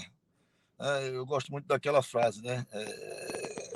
Acho que é do Einstein, que fala que absurdo é você fazer sempre o mesmo e querer resultado diferente. Isso aí é falta de inteligência, né? Se você quer fazer alguma coisa diferente, resultado diferente, você tem que mudar. Se você faz o mesmo, o resultado vai ser o mesmo sempre. Cara, a minha trajetória no esporte, você falou, fui atleta, eu transitei no alto rendimento, fui atleta de alto rendimento, meu pai já era atleta, enfim, a família toda aí, eu vi dessa geração, então tive muitos amigos aí. Estudei em escola privada, mas a minha escola é uma escola que incentivava muito o esporte. Então, a gente tinha bolsa, todas as modalidades que eram componentes dos jogos escolares do estado, futebol, basquete, vôlei, handebol, judô, natação, a escola tinha, e as equipes todas eram bolsistas, em todas as categorias, mirim, juvenil, tinha um fraldinha também, a escola incentivava muito. E eu tive muitos amigos bolsistas, pessoas que não teriam condições financeiras de estudar na escola, e que pelo esporte. E ali eu vi muitos se perderem, porque aí o cara não dava valor à bolsa. A bolsa não tinha valor, ele estava ali porque estava na escola legal, privada, tal, não se preocupava com o estudo. Naturalmente foram raros, eu conto nos dedos, que vingaram no esporte. Alguns chegaram a jogar aqui em clubes profissionais de futebol, um outro alcançou uma seleção brasileira do esporte coletivo, a grande maioria naturalmente que não, e poucos aproveitaram essa oportunidade. Isso é um problema muito grande que a gente tem. Então é justamente essa questão de você ter valor. Eu estava lembrando aqui, enquanto a Simone falava, é muito legal ouvir, viu, Simone? Muito legal te escutar. O paradesporto, o desporto paralímpico, ele tem características próprias, necessidades próprias. A gente acabou de sair das Olimpíadas Universitárias. A primeira, acho que teve 70 inscritos. Né? Hoje, sei lá, passou de 400. Esse ano talvez não conte por conta da pandemia, mas a edição anterior já tinha passado dos 400, 500. Muitos são bolsistas, ou passaram a ser bolsistas por causa das Olimpíadas Universitárias, né, que é um evento do CPB, parceria com a CBDU, e faz também escolar com a CBDE. Então, isso é importante para o desenvolvimento. São, é o que eu falei, as características próprias. Mas eu lembrava aqui, enquanto a Simone falava, de uma situação, Felipe, que eu sei muito onde está focado o teu estudo, cara. Principalmente depois das nossas primeiras conversas, no atleta de alto rendimento e tal, da dupla carreira que você associa aquilo. Mas eu estava lembrando aqui de uns jogos escolares da juventude, que uma equipe aqui da cidade ganhou, classificou, e a escola era semana de provas. E a diretora, prova e acabou-se. E os pais foram lá argumentar, a diretora falou: estão aqui para estudar, não estão aqui para fazer esporte. Aqui para estudar. A semana de prova é essa, se não fizer, vai ser reprovado. A prova não vai ser remarcada. Então, assim, o esporte não tem valor nenhum. E aí vem aquilo que você falou lá no começo. Mas espera aí, está jogando representando quem? Quem está pagando a ida? Qual é a responsabilidade de cada um aqui? Né? Quem são os atores desse processo? Com quem a gente está conversando aqui? Então, vamos criar aqui um ambiente aqui, pega todos os stakeholders aqui e bota para conversar. Isso não é feito. A gente até, a CBDU, a gente fez isso lá no começo. Hoje, você não joga a competição universitária se o diretor da universidade, o reitor, não assinar autorizando. Porque a gente quer que pelo menos ele tenha conhecimento que está jogando. Quando o aluno escreve para a gente, olha, eu estou aqui fazendo uma vaquinha para... Vaquinha não, cara. Você vai jogar com a universidade. A universidade tem que pagar o seu transporte. A gente paga todo o resto para que ele pague o seu transporte, porque pelo menos ele vai ter uma obrigação com aquilo ali. Tá? Não, meu treino é meia-noite porque eu alugo uma quadra. Não, porque a universidade tem que prover esse treinamento. Então, ela tem que participar de fato. Ela tem que participar por direito, tem que escrever e tem que ter envolvimento da universidade. Porque senão não existe esporte universitário. Aí é um cara querendo fazer. Então aí a gente não jogaria com o nome da faculdade. Porque aí vai de conta tudo aquilo que o Marcelo falou com muita propriedade. Né? A visibilidade, o marketing, a transmissão. Vai me dar uma imagem da instituição que ela nem sabe que está jogando, nem quer jogar, não apoia, não aporta, não paga. Tem que ter um compromisso. E a gente foi criando essas regrinhas. Hoje, de 4.000 e tantas instituições no Brasil, tem 1.000 e poucas que jogam esporte universitário, mas se não assinar, não for lá, não participa, cara. Tem que provocar, ele tem que vir jogar, tem que estar ciente. E com essas leituras, essa questão desse time de handebol, que foi um time de handebol, do escolar, com essa questão da universidade de jogar, a gente vai fazendo esse posicionamento nosso na CBDU de que provocar a legislação.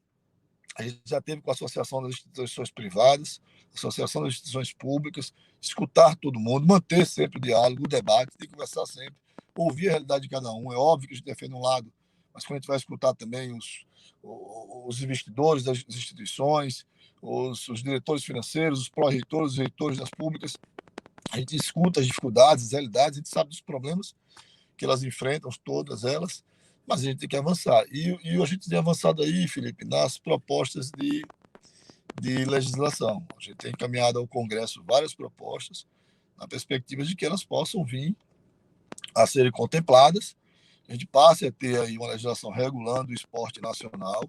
Quando eu falei dos clubes aqui, eu generalizei, mas assim, é um clube ali, outro aqui. Eu quis dizer que o esporte no Brasil seria muito cruel, talvez muito egoísta, talvez não encontre a palavra correta. Aqui, você definiu o esporte que ele tem um caminho no Brasil.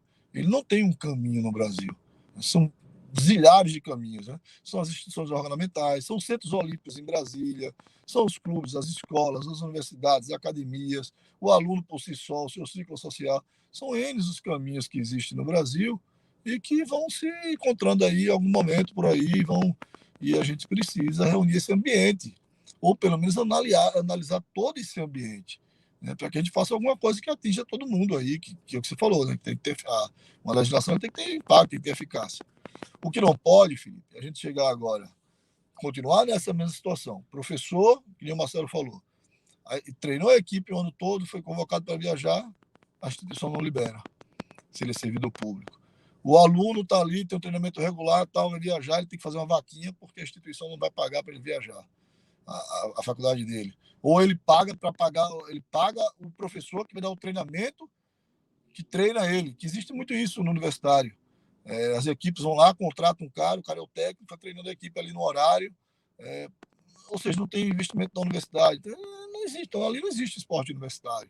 E algumas escolas, talvez, eu não sei se isso acontece, porque são garotos menores de idade, não tem essa autonomia. Isso tudo precisa ser estudado. E aí vai chegar onde você está atuando mais, que é o atleta de alto rendimento. Né? O atleta de alto rendimento, você sabe que eu estou concluindo agora o mestrado do MEMOS. Meu trabalho foi justamente dupla carreira.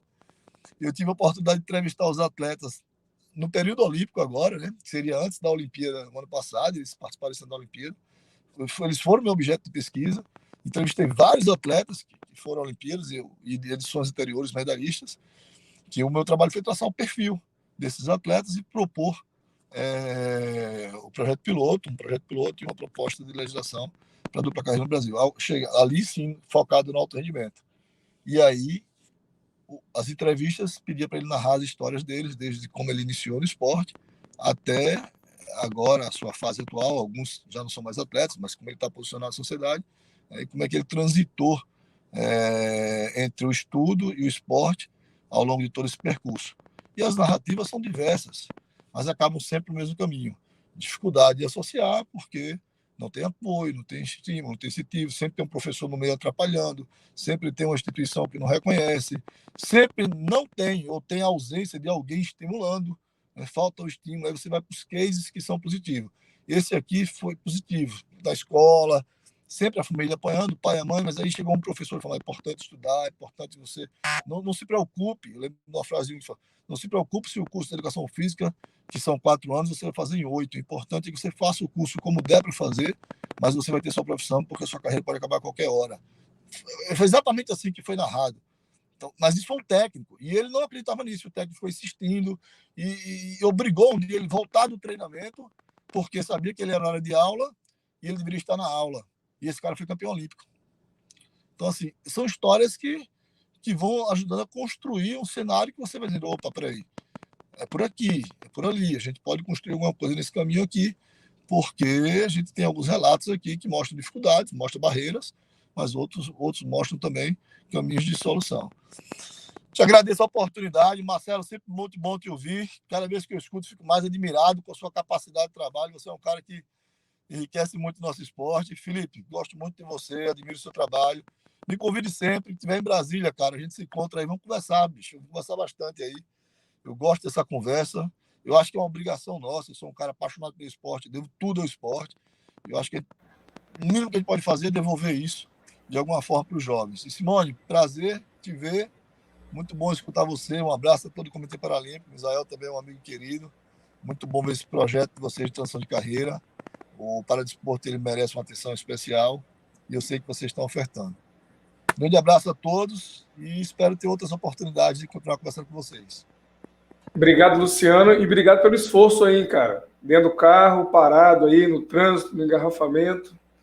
Tá bom? E só para reforçar aqui, Luciano, a gente converge na maioria das ideias, tá? Converge na maioria das ideias. Então, eu acho interessante a gente marcar realmente mais conversas, né, com a Simone, com o Marcelo, entender esse universo do atleta de alto rendimento, do atleta de representação e tratar de política para esporte, né? Não necessariamente política para alto rendimento. A dupla carreira é uma parte dentro de um espectro aí de formação esportiva, de uma sociedade ativa fisicamente, que a gente pode abrir uma outra live aqui agora para falar disso também, mas é exatamente isso que a gente está conversando aqui. A gente tem o atleta de alto rendimento, o atleta em formação para o alto rendimento, as particularidades de cada modalidade, especialização precoce, individual, coletiva, a inserção no esporte e no sistema educacional para a mulher e para o homem. Alguns estudos, eles não são conclusivos, mas apontam algumas diferenças de motivação para um e para outro. Então, é um campo aqui que realmente renderia não uma semana universitária de discussão, mas um ano de discussão, e a gente não ia esgotar as possibilidades. Então, mais uma vez, muito obrigado, Simone, Marcelo. Luciano, sucesso aí no teu mestrado, já deve estar perto do fim, né? Então, caso a defesa seja aberta, convide-nos para assistir a sua apresentação. Já deixo o convite aqui para você trazer o resultado para a gente. no grupo de pesquisa, a gente organiza uma reunião bacana aí, de repente com transmissão também. A gente está aqui para isso, cara. A gente está aqui para isso, para trabalhar junto com vocês e para desenvolver uma proposta bacana aí como política de dupla carreira, nas suas várias dimensões dos atletas aí. Agradecer aqui o Pipoca, que estava na audiência, deixou um comentário aqui para a gente, a Paula, que o Marcelo citou. Recebi um comentário de um colega, viu, Simone? O Fábio Brandolin, que trabalha no Benjamin Constant, que falou, olha, Simone está aí, que bacana. Então, passar essa mensagem aqui para você também. A Glaucia, que é atleta de alto rendimento do DF e vem desenvolvendo seu TCC sobre políticas públicas para as universidades. Aí, Luciano, a gente pode também conversar sobre isso. Mirs, aluno da faculdade, então deixar aqui os agradecimentos para todo mundo. Marcelo, Simone, Luciano, mais uma vez, muito obrigado. E amanhã, às 14 horas, com os professores Marlon e Juan Francisco, para a gente tratar do que a Universidade de Antioquia está fazendo sobre a dupla carreira esportiva naquela instituição. Mais uma vez, muito obrigado e até amanhã, pessoal.